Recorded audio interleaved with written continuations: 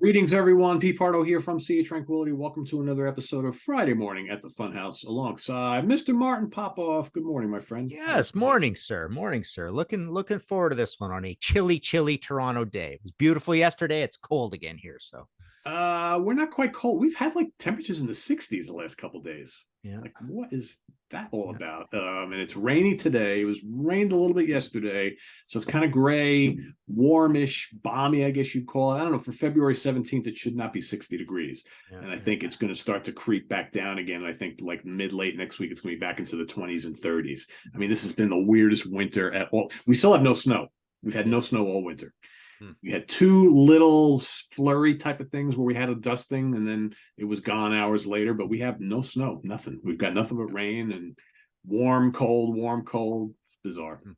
Bizarre. Yeah, I think Toronto broke a temperature for upper temperature on the 14th and the 15th, but now it's cold again, so now it's Yeah. normal. How high did you get? Did you get past 60? In Celsius, yesterday I think got 15 Celsius, so that's pretty warm, I think. I don't know what that is. Yeah, I'd say it's around that.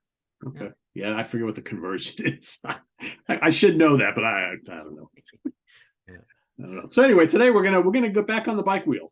We haven't done one of these in a few weeks, or maybe close to a month. So for those of you who have seen some of, or maybe haven't seen some of our past episodes, the whole bike wheel episodes, we kind of take a look at a specific style of music or genre, and we talk about the bands that are right at the hub of the wheel. Right, there's lots of spokes on a wheel, right, where you have offshoots and variations and things like that. But at the hub, you have the bands that kind of make up and are considered the the leaders of that style of music. So today we're going to take a look at 70s glam, right? So we did like 80s glam metal, hair metal. We've done that before. Actually did a couple episodes on that. So today we're going to kind of go back to like the roots of that, to 70s glam. And interestingly enough, the more we talked about it, we realized that there was a distinct movement in the UK and very, very distinct bands that probably influenced the US versions, but they're very different. So what we've decided to do is Martin and I have each taken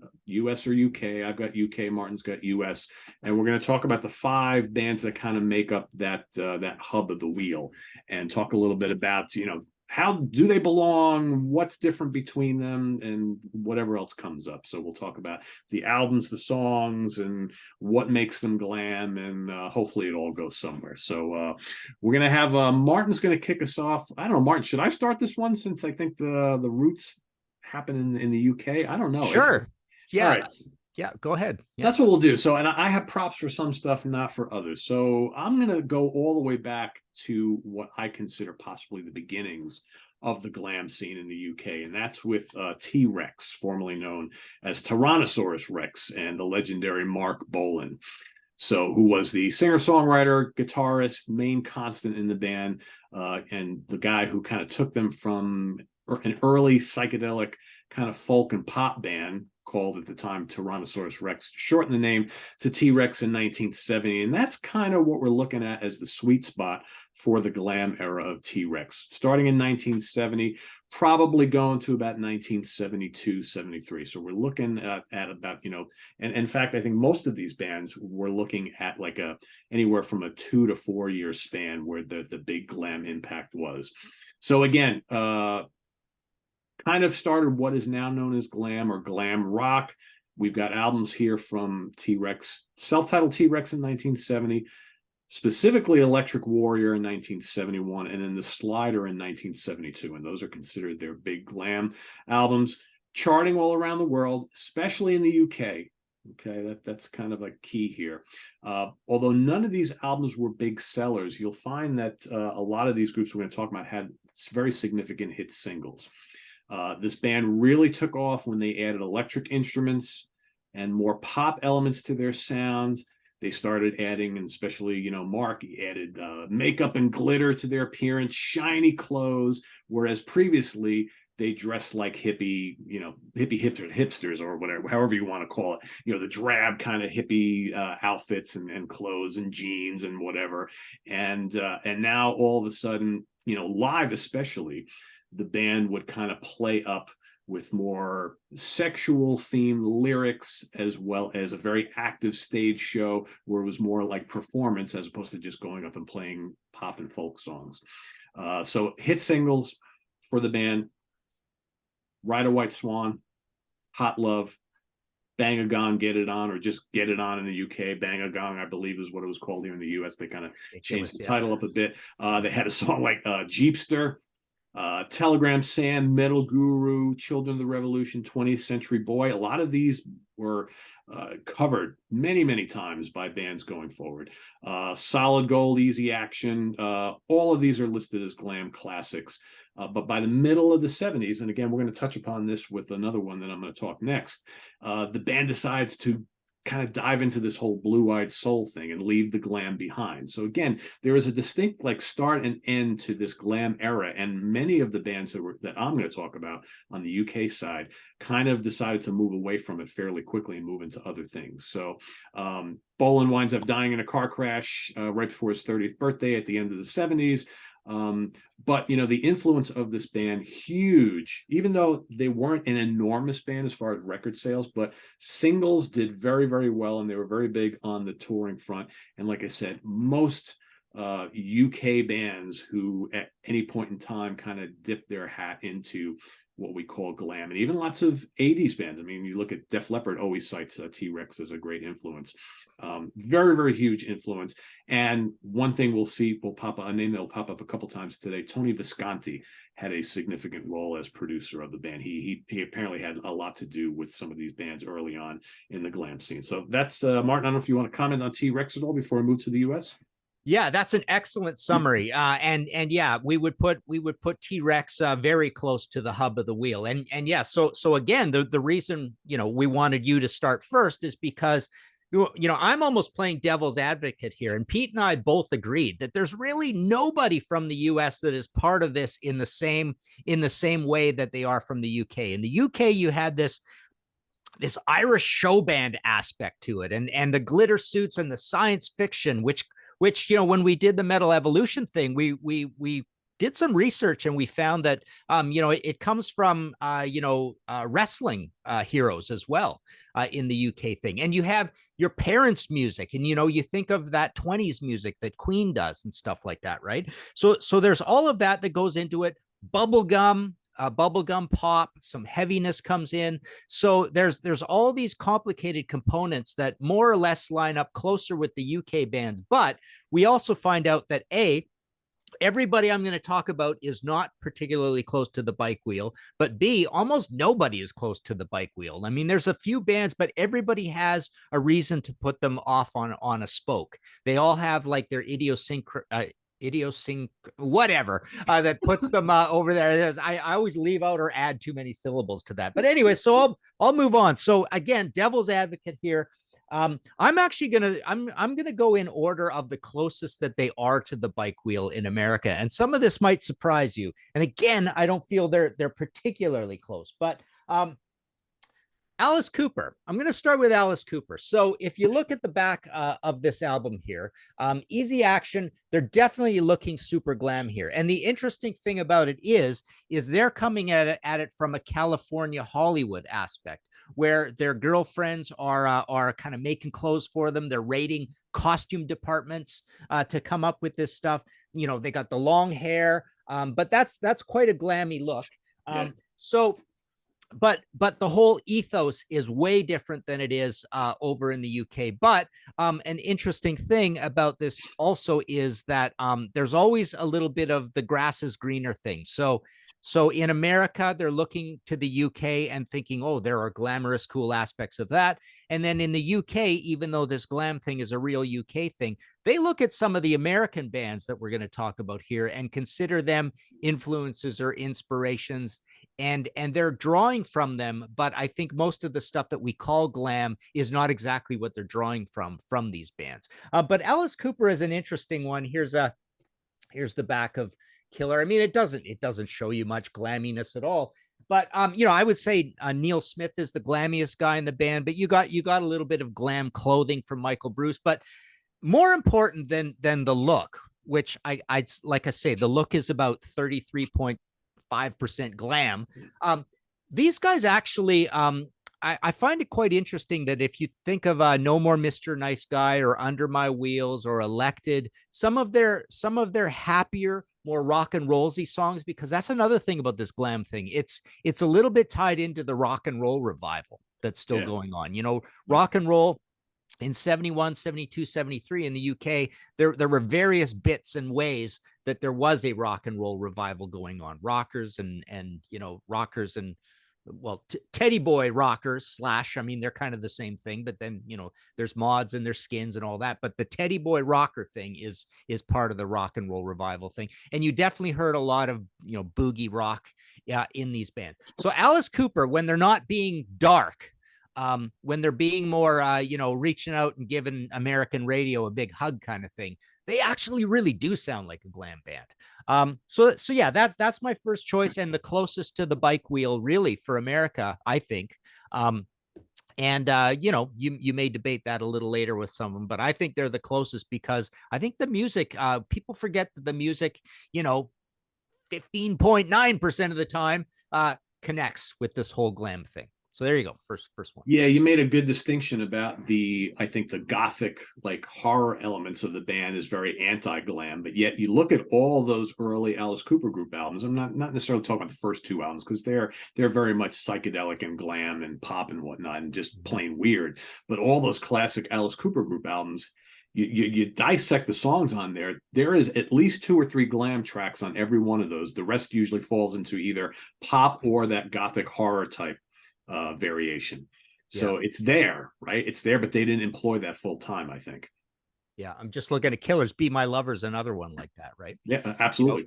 As soon as you bring in the Broadway show tune Hollywood aspect, mix it with the rock and roll aspect, and you're really getting close. There you have it. And you know what? If you take all of those songs off of each one of those early albums and put them on one album together, you might have one of the greatest glam rock albums of all time. Yeah, excellent. Right? Yeah, true. Yeah. All right, so let's move on to the next band. Actually, well, it's kind of a band and an artist at the same time. So the guy is David Bowie. So, and this is arguable. I had a tough time with this because he's got a very distinct period, which is a very short period that is slam dunk, no doubt, the glam period. I kind of think it started a little bit earlier. I think that David was moving into what we call glam probably around 1970 with The Man Who Sold the World.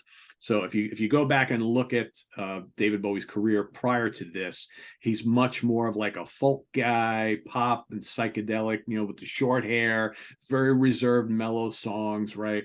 And more of like kind of like a solo artist type of thing. And he puts out this album, and all of a sudden you notice he's wearing like, and again, they got different colors in different parts of the world, but he's got like what looks almost like a woman's dress on, right? He's got the longer hair, he's got the hat on. All of a sudden he's looking quite different than what we saw before. He's moving from that kind of more folky sound to a much more hard rock electrified sound, kind of like what T-Rex did as well. He's got this guy named Mick Ronson in the band who dresses flashy, long blonde hair, right? So all of a sudden he's starting to look more the part. And arguably, then it's kind of weird because maybe influenced by some stuff that was going on in the US, right? Because he had a lot of things going on with Lou Reed and Iggy Pop, right? So I think he's working with them, he's listening to them, he's taking some influence because that's all happening at the same time as well, right? So that comes out, and then he follows that up with Hunky Dory in 1971. Less hard rocking than that one, maybe more artful, maybe more poppy, but still not going back to the roots of his first, the first material. So I think here you combine these two together, and there are elements that are going to go and move right into the next phase, which is here's where it goes full bore into glam. 1972, the rise and fall of Ziggy Stardust and the Spiders from Mars. Okay, so here we got the platform shoes. Here we got the wild colored hair, the shiny clothes, the glitz and the glam, the stage show, the science fiction, futuristic lyrics, right? The music is hard rock. It's pop. It's got a theatrical flair. There is a theatrical flair, I think, specifically on the live stage that I think connects all of these bands here. Okay, and that they continued on with that for Aladdin Sane, which comes out in 1973. Which was kind of like a direct continuation of the whole Ziggy thing. By this time, the Ziggy character is taking on like a life of its own. All right. And all of a sudden, is it David Bowie or is it Ziggy, right? Ziggy Stardust. Is it the character? Is it the artist? Is it the band? And the band following suit, they all have the look, right? You got Mick Ronson, Trevor Bolder, Woody Woodmansey, right? So they all played the part as the Spiders from Mars. And it became like this, almost like this big production. So, and like I mentioned before, so at this time, Bowie is writing, recording, and co-producing albums with Lou Reed and Iggy Pop and the Stooges, as well as writing for Mott the Hoople, right? So all of a sudden, there's kind of like this thing going on where all these artists are kind of like co-mingling, influencing each other, right? So there's that happening. So probably the last full-fledged gasp at the glam movement for David Bowie was Pinups, right, which also came out in 1973. This is all covers, but he's still looking the part. All right. And these are very like kind of glammy versions of some songs that he really liked a lot. Right. But by the time that comes out, he's kind of ready to move on. He breaks up the Spiders. He releases Diamond Dogs. He kind of still looks the part. There is some material on here that could be considered glam, but all of a sudden, kind of like T-Rex, starting to move into this blue-eyed soul thing, which he would fully realize on the album after this, where he would totally change his look, totally go for a different type of sound. But here's like the kind of like the last gasp at it, I should say. So classic glam songs from this era for David Bowie include The Man Who Sold the World, Changes, Life on Mars, Andy Warhol, Moon Age Daydream, Starman, Ziggy Stardust, Suffragette City, Watch That Man, Panic in Detroit, The Gene Genie, Cracked Actor, Diamond Dogs, Rebel Rebel, Sweet Thing, 1984, and so many others. You know, arguably, could David Bowie be called the greatest glam rock artist of all time? I really wouldn't argue that. But again, we're looking at a really short period of time, highly influential. And again, Tony Visconti worked heavily with Bowie earlier on in his career and later on in the 70s when he moved into the kind of like the Berlin sound. So Tony Visconti was very, very influential as a producer, engineer, and kind of like co-arranger for a few of these acts very, very early on. So there you have David Bowie. Yeah, it's pretty interesting. You think of the time of this, you know, I always like lazily say, oh, 70 to 74 for this glam thing, but you could make an argument that it's literally 1972 and 1973. I mean, it's a pretty tight because the clothing changes so fast throughout that thing as well. And it seems like the key albums are 72 and 73. And I think of a band, I won't mention the band, but because I think you're going to talk about them, but there's a band that you can really see that snapshot where they pack in all the glamness right during that period, and then they're moving on, kind of thing. So yeah, it's funny how this really is a tight time frame. And okay, so moving on to the States. So my next one that is closest to the bike wheel, but again, they break so many of the rules, is the New York Dolls. So there's the debut album cover. There they are looking like, that does not look like a UK glam band. That is like a, horrific whatever happened to Baby Jane, pre Dee Snider sort of look. It's not particularly glam. That is not glam hair. Glam hair is really embarrassing. It's like the bangs and the little bob, that is not glam hair. That is cool hair, right? That is hair metal hair from later, or pretty much. It's ahead of the time. You do see the platform boots, but even just the way they're sitting and everything about them is just different. It's not UK glam. It's not Steve Priest and Brian Connolly, right? And then on the back, same kind of thing. They're just looking kind of tough and New Yorky, right? And this is good heavy stuff. This is good heavy rock. You get the second album. There they are, what they would look like in a live situation. You look at Johnny Thunders there, definitely not looking very glam. And then on the back, that's more of a photo shoot. So it's a played up kind of thing, right? But again, the idea here, they're a little bit like the Ramones in that they're quite influential. So they go to the UK in 72, and that's when their drummer, I think his name's Billy Mercer, dies in the UK. They're in Like literally, they go to the UK, they're on tour, and I think he dies there. But it's a little bit like the Ramones in that the Ramones go there and they so much inspire punk. These guys go there, and I suppose they underscore the idea that, you know, you guys with this glam thing, you kind of are a movement, because look, it's sort of happening in America too, kind of thing. So a lot of these bands, you know, really remember with fond memories, you know, going to see the Dolls when they came over there. But again, there's a little bit, especially on this one, you definitely get a little bit of that show tune Hollywood Broadway sort of thing. So there's a glamour to the music. There's definitely a rock and rollness to the music, because these guys are like a tough version of the Stones. They're kind of like Aerosmith, basically, right? And I really think it's a bit of a myth.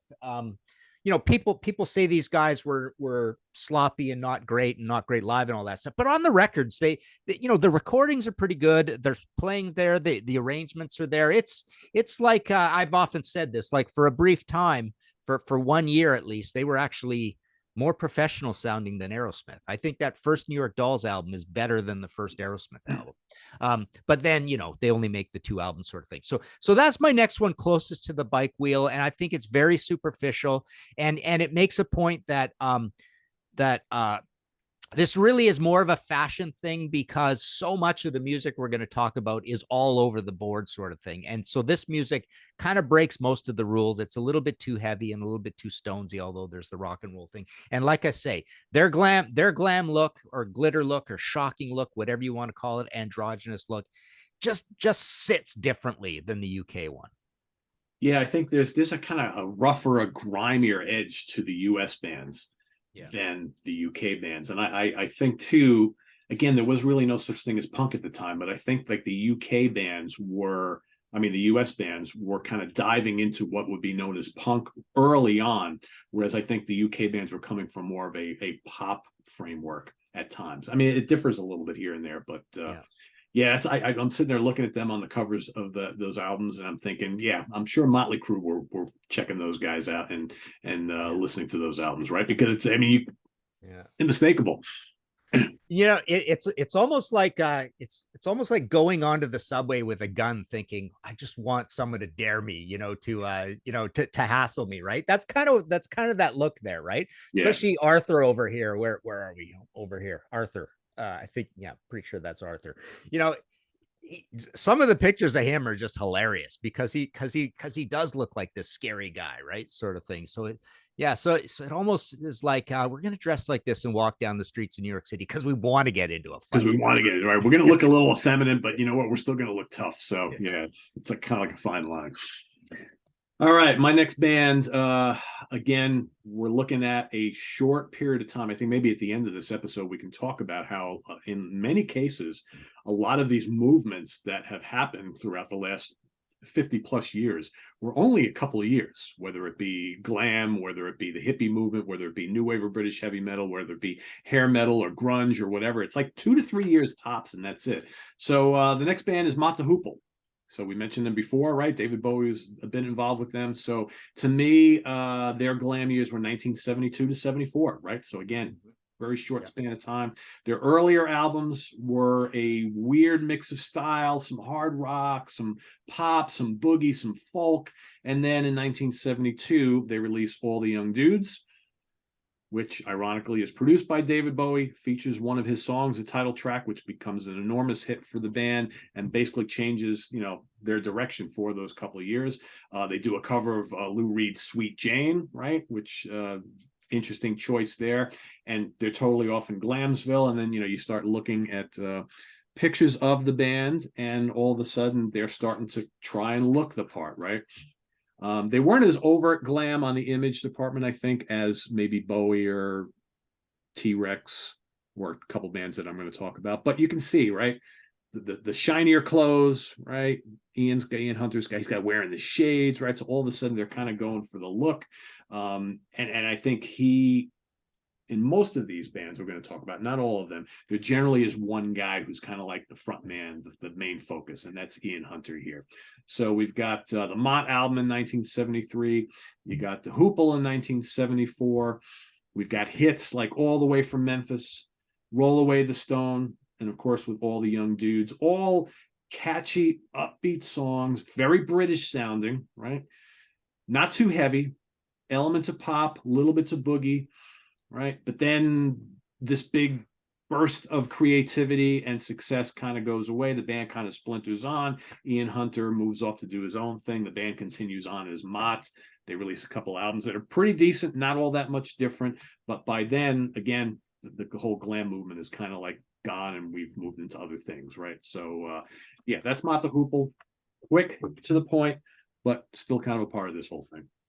Yeah, they're pretty close to the hub of the wheel, and very retro as well, right? And retro to 50s music, retro to that that whole dance hall, UK thing, their parents' music sort of thing that you hear talked about, which is quite interesting. And even retro to Bob Dylan, right? And Ian would become more like a Bob Dylan kind of character when he goes solo. I love his solo stuff. So, all right. So I feel like I'm talking a lot, so I'll speed it up as well here. So my next choice for America that gets misplaced there, I think, way too often is Iggy and the Stooges. Not the Stooges, because that's 69 and 70 and not glam at all. Nothing about this band is glam, really, except that Iggy would wear a little bit of makeup, and there's the shiny pants in this iconic photo shoot that happens and stuff, right? But also because he is working with David Bowie, and there is that aspect. But I mean, really, that's it. There's just the one album in 73. There's nothing after.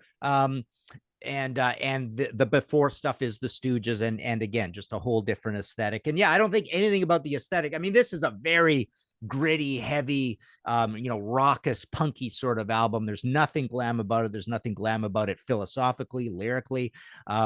It's just that Iggy almost like as a guy walking down the street, or somebody taking pictures of him, or hanging out with David Bowie. That's the only reason he's thrown into the glam thing. So yeah, keep it short. Yeah, you have to wonder with some of these U.S. Bands we're talking about, if you take away all the photography and the imagery, and you just go by the music, would we even be talking about them as part of the glam movement? Exactly. Maybe not, right? Yeah. Yeah. All right, my next band, again, probably their glam rock years, probably 71 to 74. It's Slade. All right, enormous band in the UK and Europe. Never big here in the US, but so beloved back home for decades, even to this day. I mean, it's amazing how people still, really, really look back on this band quite fondly. And such a band who released singles constantly. It's interesting how, like in the UK and the US, how it was different. How a lot of UK bands they were released single after single after single, and maybe many of them not really much as far as like being album bands. But these guys had so many hit singles, but never really a big album selling band. So, Slade Alive, which was their live album, which is basically like a greatest hits live, was a big hit for them. And it kind of represented that never ending tour cycle that they always did. These guys were always playing live. You got hit songs like Get Down, Get With It, Cause I Love You. Again, if you're from the US and you're wondering, I never heard any of these songs. Well, these made no impact here. Look What You Done, Take Me Back Home, Mama, We're All Crazy Now, Come On, Feel the Noise. Now, those two songs became huge hits for Quiet Riot in the 80s. So Quiet Riot all of a sudden covered one of them, decided it was a huge hit, it was a home run, so they decided to cover another one, made Slade some money, right? Kind of got Slade noticed a little bit here, because people kind of think, well, if Quiet Riot is covering their songs, those are good songs, what have we been missing all these years, right? So it brought some kind of attention back to the band. And again, kind of like with Mott the Hoople, you had that one guy who became the focal point of the band. That was Noddy Holder, Noddy Holder or Hodder, right? Holder. Yeah. Holder, I thought so, right? Yeah. Very charismatic. Okay. He's wearing the shiny clothes, the jackets. They got the platform shoes. This band, if you listen to their music, kind of like Mott too, it's a mix of old school rock and roll, has sort of like almost like a punky edge, but lots of boogie in their music, and lots of pop as well, and very, very, very British sounding. And again, constantly touring, but by like 74 or so, they're kind of falling out of this whole glam thing, but still doing what they kind of do, but they toned down the image and kind of just went and just were Slade for a number of years. So again, short period of time, highly influential, Not a huge band internationally, but tons of singles and songs that they'll be remembered by. It's funny. My latest History in 5 Songs podcast episode was on bands who tended to have annoying song titles, and I thought of Slade with that misspelling thing, and I looked them all up, and I go, well, they only did this for one album, we all remember them for that. So I thought that was It pretty. was that whole album, right? Yeah. Yeah. Okay, my next choice, I suppose I could have put this closer than Iggy to the wheel, but it's Lou Reed. So Lou Reed, again, he just doesn't feel he seems too morose and cranky to be part of the glam thing. But again, it's part of the photo sessions and something he wore once or whatever, and then wore something else funny again. So there's a bit of that going on with Lou Reed, but I would say 3 other things going on with Lou Reed. He did make a lot of music during that glam period. Yeah. He comes from the Andy Warhol camp, right? So there's that. I mean, nothing really about Velvet Underground is particularly glam, but he does come from that whole camp, which is a big aesthetic, an extended aesthetic with the filming and the Hollywood obsession and all that stuff, the multimedia sort of growing empire that is Andy Warhol. And then the last thing is that musically he can be kind of retro and Broadway-ish, and horns and stuff like that put in, and a little bit of New York girl group to it, and just New York sound in general. And so retro to all sort of the rock and roll traditions, which again is kind of a glam thing. And then I guess finally there is the David Bowie connection as well. The hanging out and working together thing. So some of that blinding David Bowie glam rubs off on the Lou Reed situation, and David Bowie really respects Lou Reed. So again, there's a bit of that grass is greener back and forth. Oh, do we have a scene here sort of thing? Maybe we do. Maybe it's a cross Atlantic scene as well. But again, not really. So not so close to the bike wheel, but Lou Reed. Yeah, kind of borderline. There's a sparkle there, right? And Lou is big into the leather and the sunglasses and whatnot, which aren't usually considered a characteristic of glam. But again, it was different here in the U.S., right? So there was a different aesthetic, I think. So, all right, my last one here is perhaps a classic example of this in the UK. Sweet, or The Sweet, as they're known as well. So an interesting band who got their start as kind of like a bubblegum pop band, right? So they had songs written by them by Nicky Chinn and Mike Chapman, and their ideas of what this band should be, I think, were completely different of what the band actually wanted to do. So early on, you had Little Willie and Funny and Wigwam Band, which are just really kind of fun bubblegum cheeky pop songs, right? But that's really not what the band wanted to do. So but again, another group that released lots of singles, but once they decided they were going to write their own songs and move into their own direction, they became much more of a hard rock band, but they still embraced, I think, their pop leanings, which I think is part of the whole thing. And their dress and the way they looked obviously kept them in glam. So we have albums like Sweet Fanny Adams, right? So you can see, they wore the platform boots. They had the long jackets with the frills at the end, and very colorful, and the long hair and whatnot. Desolation Boulevard, another album. Give Us a Wink, for sure.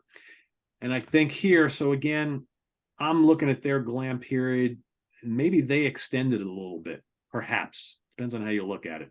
Definitely starting in 71. Maybe dipping in as far as 76, because you could arguably say that there's some stuff on Off the Record that perhaps could be labeled as glam, perhaps not. So we might even want to dial this back to 75.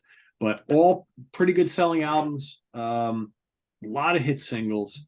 And again, other songs that you might recognize from the band: Set Me Free, Sweet F.A., Ballroom Blitz. Again, and many of these songs were covered by all sorts of other artists. Def Leppard, Joe Elliott talks about Sweet all the time. Hellraiser, Teenage Rampage, Fox on the Run, Action, Lost Angels, and many others. Again, upbeat, bright arrangements, lots of guitars, great instrumentation all around. You got 2 guys singing in this band, so this really wasn't a band that had like one main guy, right? You had basically all were pretty significant characteristics. Brian Connolly, Andy Scott, Steve Priest, Mick Tucker, sorry. But yeah, just they looked the part. They probably rocked harder than all the other ones. I think they wanted to kind of carry this over a little bit longer, but then when they eventually dropped the whole glam thing, they just became a really good rock band who did good pop stuff as well. And they kind of eased back on the image and all that kind of stuff. So there you have it, Sweet. So here's a funny thing about Sweet. They almost have no glam albums because essentially you look at how funny Sweet Coco can be, and you look at what they look like on that. There's a couple different covers. It's almost like they're just getting into glam at that point. And I'll raise one other kind of funny point about this. They're more of a bubblegum band at that point, and they even had an occasional Caribbean flavor. So the funny thing is, they have this album that's not really an album. It's kind of a collection of singles, and it's got this Caribbean thing going, and it's really a bubblegum thing, right? So that thing comes out, and then there's no albums until Sweet Fanny Adams, which is kind of like a heavy metal. They're moving away from it. It's a little bit later. They're still looking the part, but it's almost like too sophisticated and well done and too heavy metal to be glam. So their glam period is essentially standalone singles from 72 and 73. And that's when the bubblegum thing, they bring in the hard charging power chords and they sound basically like BTO. And they put out all these glam singles, and that's when they're kind of more famous in the UK, and they're all over TV and all the Top of the Pops and all that stuff, and going to Europe and being on all their TV shows. So yeah, it's just a funny, strange, fragmented career. There was an American thing that came out on Bell Records called The Sweet. I think it was the one that is, mimics their Hershey's chocolate, packaging kind of thing. And then I believe in the UK, there's like a hits compilation or something, but really, people consider that first Sweet album a Sweet album. And then there's nothing all the way to your Sweet Fanny Adams and Desolation Boulevard. So it's almost like they sit it out on the album side of it. Even though the sound looked the part, they looked the part. But granted, those glam hits are showing up on those records later, but it's already kind of officially over for the glam period. But they adhere to the sound. And the other thing that they have is those high harmonies, which is kind of a nice glam thing too. Totally. And they came shortly thereafter, but like Queen, I think, have gone on record saying how much they love those early Sweet albums, and there's the harmonies there. And I think, I like your point about how, Sweet were using all these big power chords, and actually, the arrangements are quite heavy. And I think what they were doing is they kind of took the Ziggy Stardust thing and they took it to a new level, because I think the level of aggression and the power chords and the guitar solos and things and the aggression is kind of like what Bowie and company were doing on that album, but it's even more extreme, I think. But, great band. Whether they fully belong here or not, that's debatable. Yeah. And the other funny thing, going back to this, Sweet is almost like they just casually throw on the makeup and spot on the glitter and just we'll take those ridiculous clothes. Yeah, put those on us, right? So they're kind of tough guys in their own way too. They're men's men kind of thing as well, but in a whole different way. Whereas these guys are like, let's really work this aesthetic and do a good job with the aesthetic. Sweet was for Sweet. It was they really realized how ridiculous it was, right? There was no art to the thing, and Sweet and Slade are just famously so ridiculous looking, right? And I've always said that whole Ziggy Stardust thing is a really bad look too. I think it's overrated about how great a fashion thing it is. I think he looks kind of dumb looking. It's kind of ugly, It's legendary, but and the clothes and the tight fitting weird clothes and stuff. It's just so all of that glam aesthetic. I think most of it they kind of even though it's considered a fashion movement, it's a bad fashion movement is what it is. So okay, so my last one, again, this is very contentious, but I'm going to make a kind of a point here that's kind of cool. Kiss. So again, just chuck the look out. I mean, forget it. I mean, nothing about this. It doesn't matter. It's uber glam in its own way or whatever you want. You can debate the look, but the neat thing about Kiss is that those early hits sound like Sweet songs and Slade songs, and they were influenced by Slade. So they are, and BTO songs. So essentially, what you're getting from Kiss, even though the first album is 74, the second album is 74, the third album is 75, glam is over. They're from America. They're from New York. The look isn't there. It's a little heavy, but the fact of the matter is they're essentially sounding like the heavy end of the glam thing. So if you take a, you know, in this case, you want to almost like take away the entire image and keep the name. Kiss is a perfect glam name. Oh yeah. And then keep the songs. And you essentially have Sweet. So I think they kind of fit a little bit in the music the way, you know, Alice Cooper surprisingly fits a little bit in the music. Yeah, and you can, from there you can go talk about Angel, right? They're another band that's, I even took one out as kind of an honorable mention, which again, but here the music's not there at all. The thing about Angel is that we haven't mentioned is the costume idea, right? The Irish show band, the everybody wearing the same thing. That happened a little bit in glam. You think of a band like Mud, where they're all wearing those horrible looking blue leisure suits, right? So yeah, the all wearing the same costume thing. And Angel would wear makeup, and they'd have, you know, the soft focus photography and stuff as well. But again, the music's just awesome hard rock prog, right? It's nothing to do with glam, right? yeah, not at all, not at all. And you know, there's bands that are kind of on the fringe here, like we mentioned Queen before, another band, US band Sparks, right, who are again, for like maybe an album or two, kind of dabble in this a little bit, but otherwise just a very artful pop band, right? So there's lots of other groups that like kind of are on the fringe here, but I think we covered like all the. Yeah, I've got a couple honorable mentions just to show you quickly. So this was a big story at the time. Joe Bryeth, right? Joe Bryeth was the you know, the famous thing about this was he was like an openly gay guy, and so they made the one super hyped album, and then there was actually a second album that didn't do well at all, and neither did the first one. All his money was poured into it, but he was considered like America's version of David Bowie, right? Let me get the glare out of it, right? That's actually not the album cover. Is the album cover handy here? Well, it's the album covers. Well, there it is. Yeah, that's what the album cover actually looked like, right? At the time, I think it's a 76 album or something. So yeah, this was a big hype thing, and it's considered one of the great failures in the music business of this super hype thing. And that again proves this point, that this sub narrative of the American thing is that they say audiences in America were not buying any of this androgyny, you know, feminizing of men, gay thing, right? So you know, one of the theories is that glam, you know, sunk like a Led Zeppelin because Americans were just not buying it, that sort of thing. Okay, so another one that's kind of funny, Edgar Winter Group, Shock Treatment. Yeah, it's a pretty glammy look. I mean, that's an incredibly glammy look. oh for sure. So this is Americans, but looking absolutely as glam as you can possibly imagine. You know, people discuss our Canadian band, pretty cool band, Sweeney Todd, with Nick Gilder as being kind of like a glam offshoot band, right? And then the famous second and last album with I think this is Bryan Adams. I think they say he was 15 years old on this album. Wow.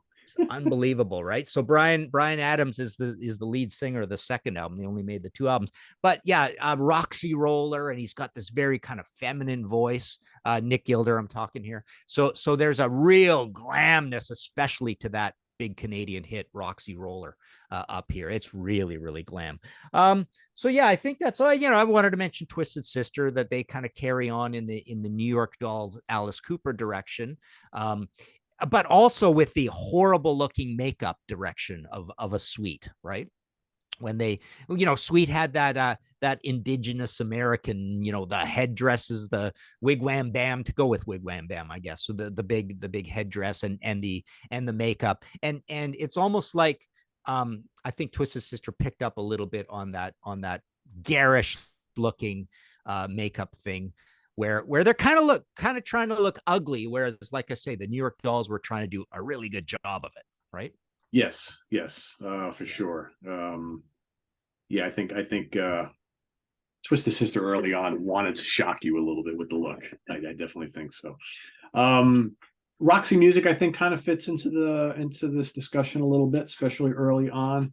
And I was just thinking, I'm trying, for whatever reason, the name of the band is escaping me. Michael DeBar's. What was the name of his? Oh, Silverhead. Silverhead. Yeah, I That's it. wrote that Yeah. down as one. Yeah, that's another good one. But again, I believe that Silverhead album, I'm trying to remember exactly when that was, or the two. There's one of them, 16 and Savaged. I think that's the name of one of them. Yep.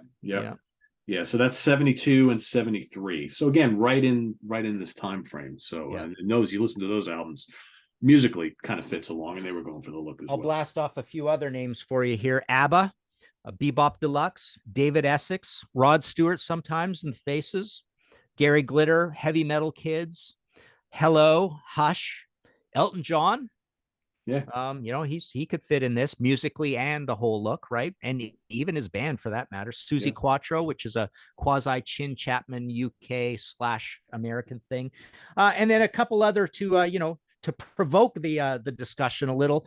Aerosmith could look a little glammy at times. BOC could look a little glammy at times. Like one guy puts on the costume or whatever, it's like, oh, look how they're trying out the glam thing, right? Lynyrd Skynyrd, Billy Powell with the top hat thing. The top hat thing's kind of a glam thing. I think that's all I kind of had. But so occasionally you would see just a band or one or two members of a band saying, let me try on some glam clothes. Let's see what that looks like. And then it notoriously gets part of a photo shoot and it's there forever, right? Yeah. Rick Wakeman from Yes wore these long, flowy, sparkly robes, right? The guys in Rush. Yeah, exactly. Wow. Rush, great example. That first photo shoot with the three guys with John Rutsey in the band, total glam band. Makeup, yeah. Even though the music, nothing like it at all. So yeah. So there you have it, everybody. The bike wheel of the 70s glam. So if there's any bands you think we kind of left out of this discussion, put them down there in the comments below. And Martin, give us an update on what's going on your end. Any new books available? I saw your email about the Blue Oyster Cult. Yes, working on a panel thing there. Plus, the Flaming Telepaths is back in print, and I went on a cool show, Walter Bosley, and we talked all about that. It's more of like an occult conspiracy theory kind of a situation rather than a straight music situation. The big one is the Pink Floyd is now sold out, like really sold out, like the whole print run is gone, and there are no more of that book, even though it just got launched last week or this week. So there's no more of that book until May. So I've got some orders. If you're hearing this, kind of a funny thing in PayPal, sometimes I think the email address doesn't work there. So I'm frustrated because there's a few people I don't think are getting the message that they're not getting the book that they actually ordered until May now. So that ran out. Got the David Bowie. Speaking of glam, still have the big, nice, fancy David Bowie book. So all that's martinpopoff.com, and our video show is The Contrarians as well. Cool.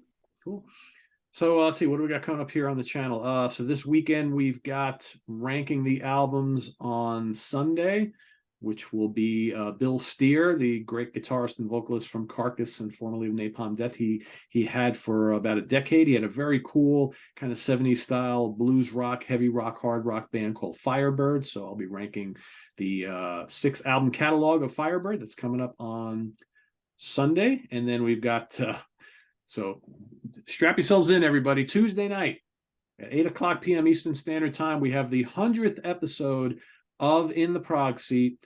And to celebrate 100 episodes, we are doing part 2 of the most watched episode of In the Prog Seat ever, which was the famous Prog Albums We Can't Stand episode, right? And no, Louis Nesser will not be doing the show from a hospital bed this time around, but we've got the full crew on for that one. And we've got some surprising guests who show up near the end of the video as well. So tune into that to see 5 more albums from each of us that we just can't stand and reasons why. So that's coming up on Tuesday. And visit us on the web at www.seatranquility.org. We're on Facebook. We're on YouTube all together all the damn time. For Martin Popoff, I am Pete Pardo. See you next week here at the Funhouse. Till then, have a good weekend, everybody. Thanks for watching. Bye-bye.